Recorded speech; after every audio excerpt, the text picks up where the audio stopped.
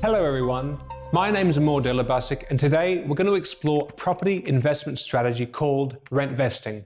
If you've never heard of rentvesting before, it's a unique approach where you choose to rent the home you live in while simultaneously owning and renting an investment property in a location that could deliver stronger returns over time. Instead of buying a home in an expensive suburb just because it's convenient for work or your lifestyle, you rent there instead. And then you buy an investment property somewhere else that might be more affordable or offer potential growth over time. In other words, you're both a tenant in one place and a landlord in another. Let's start by breaking down what this might look like. Imagine you want to live in a trendy area that's close to work, but the property prices are through the roof. Let's say well over $1 million for a small apartment or townhouse. You decide that taking on a massive mortgage just to live there isn't the best move for your finances or your lifestyle.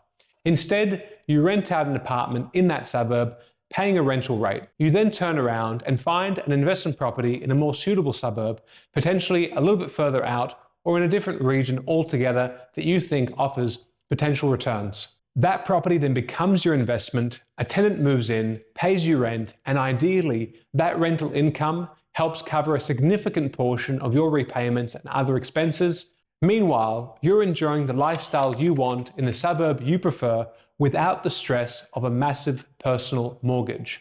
To make this concrete, let's look at a hypothetical example. Suppose you purchase an investment property for $500,000 and put down a 20% deposit of $100,000.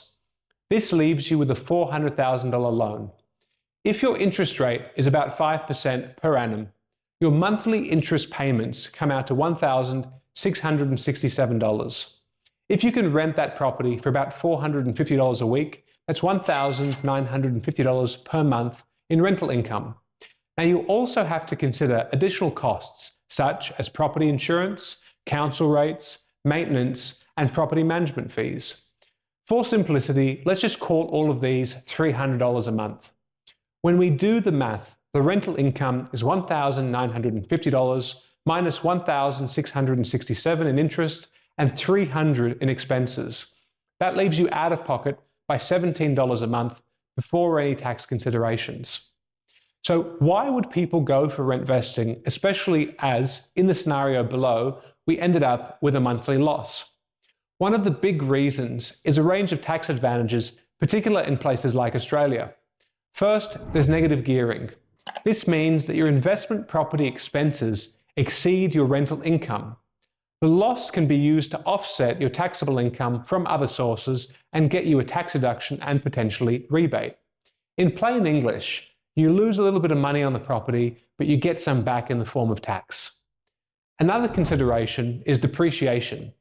Newer properties or older properties that have been renovated can provide depreciation benefits. This further reduces your taxable income on paper without necessarily costing you more real cash out of your pocket. Ultimately, however, both of these factors are just elements which help offset the cash flow loss of a negatively geared property. The real reason to purchase such a property is the expectation of growth in capital value and increasing rental return over time. If that same property increases in value by a rate of 5% per annum, then in 10 years it's worth $814,447. That's $314,447 more than it was bought for. Even if we assume the rental return never increases over time, which is quite an unlikely assumption, the total cash flow loss is $2,040 compared to a capital gain of $314,447. When considering gain on a property, we should also give consideration to capital gains tax. Principal residences receive a full exemption on capital gains. Investment properties, however, receive a 50% discount on capital gain if that property's been held for more than 12 months. Now, this is where things get really interesting. If you buy a property, live in it as your main residence for a while, maybe 6 months or a year, and it's your primary home, if you then move out of it and start renting it to tenants, there's a provision that allows you to treat that property as your principal place of residence for capital gains tax purposes for up to 6 years, even if you're not physically living there. That means that you could potentially be exempt from CGT on any growth in the value of that property for that 6-year period. Now note, there are nuances to this, and you need to check with a qualified advisor, both financial and tax advisor, before implementing this strategy. It's also important to talk about land tax when we're considering rent vesting, because once you move out of a property and it stops being your primary residence, you may become liable for land tax if the land value of that property exceeds a certain threshold. Now, this threshold varies from state to state, as you can see on the table on your screen, and the rules can be very different depending on where you live.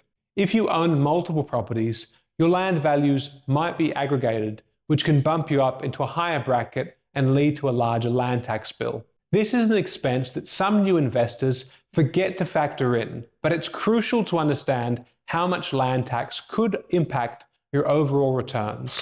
Now, let's weigh up some of the advantages and disadvantages of rent vesting. On the plus side, you get a lot of lifestyle flexibility. You can live where you want, even if that area is expensive, because you're renting and not carrying the burden of a huge mortgage there. You also potentially get a better return by buying in a suburb or region that suits your financial goals rather than your personal preference for living. Then there are the tax benefits we just discussed, including possible negative gearing, depreciation, and a CGT discount. Another upside that comes with rent vesting is that you're creating an asset base that could appreciate over time. If you invest in multiple properties, you might also diversify your portfolio by purchasing in different areas. On the flip side, reinvesting might not be for everybody. Some people really value the sense of ownership and stability that comes with living in a home that they themselves own. When you rent, your landlord can increase the rent over time or even ask you to move out. You're also juggling the responsibilities of being both a landlord yourself as well as a tenant. You then have to be willing to handle tenant issues or, alternatively, rely on a property manager. There's extra paperwork at tax time, especially if you're claiming negative gearing and depreciation, plus additional costs like landlord insurance against your taxable income. Another consideration is that if you hold on to the investment property for a long period as an investor, rather than living in it yourself, you'll likely face a capital gains tax bill liability. Unless you work within the rules, like the 6-year CGT exemption, your main residence exemption for CGT won't apply in the usual way. Land tax can also eat into your returns if your property's land value or the combined land value of multiple properties is above the threshold in your state.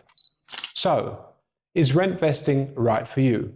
Well, it depends on your personal situation, your long-term financial goals, your lifestyle priorities, and your comfort with being both a tenant and a landlord. It's a strategy that can be immensely powerful, especially for younger investors who want to get onto that property ladder sooner rather than later, in a location they believe will offer strong returns, without giving up on living in a place that suits them, their job, or their social life. That said, it requires careful planning. You'll need to look at potential rental yields, interest rates, costs like maintenance, land tax, and insurance. And you'll want to have a solid team around you, including a mortgage broker, a property manager, and a good accountant who understands the ins and outs of negative gearing and capital gains. Thank you so much for watching. If you found this helpful, please consider liking this video and subscribing to my channel for more content on property, investing, personal finance, and wealth building strategies. If you have any questions or experiences with rent vesting, drop them in the comment section below. I'd love to hear from you all. Thank you, and I'll see you later.